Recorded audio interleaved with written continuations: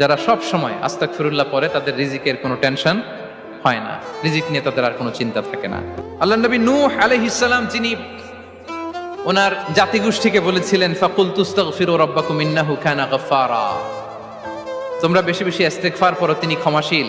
ইস্তিগফার পড়লে কি হবে? ইউরসিলিস সামা আলাইকুম মিদরারা, রহমতের বৃষ্টি বর্ষণ হবে, তোমাদের জমিগুলো উর্বর হবে।